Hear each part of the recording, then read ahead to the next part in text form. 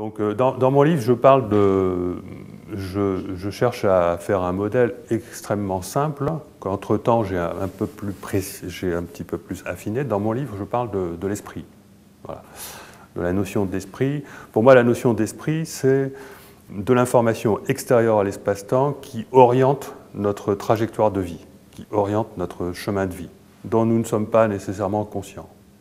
Hein.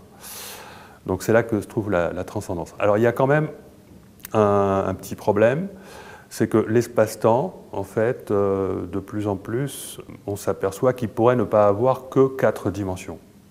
C'est-à-dire que cet espace-temps, la mécanique pourrait rester déterministe, mais elle pourrait rester déterministe dans un espace-temps à 10 dimensions, comme par exemple celui de la théorie des cordes, hein, 10 ou 11 dimensions.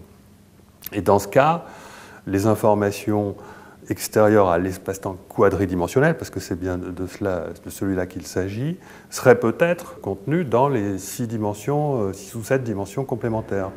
Auquel cas, il n'y aurait pas de possibilité de libre arbitre si cet espace-temps, c'est par exemple celui de la théorie des cordes, qui est fondamentalement déterministe.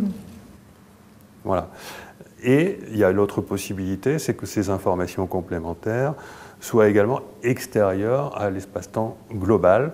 Et donc il faut considérer les deux possibilités. Et en fait, le fait de considérer ces deux possibilités, c'est-à-dire parler d'informations extérieures à l'espace-temps 4D, mais intérieures à notre espace-temps qui reste mécanique, et l'autre possibilité d'informations vraiment extérieures à notre espace-temps global, c'est ça qui m'amène à affiner mon modèle et à parler d'âme et d'esprit. Voilà. C'est-à-dire que l'âme, ce serait l'ensemble, enfin la structure d'informations assez complexe qui, dans les dimensions supplémentaires, pas forcément de l'espace, hein, ça il faudrait que je précise, mais il y a des dimensions supplémentaires, serait une source d'information, mais cette source d'information, elle serait quand même gérée mécaniquement parce qu'elle s'insère dans le cadre d'une mécanique globale de l'espace-temps à 10 dimensions.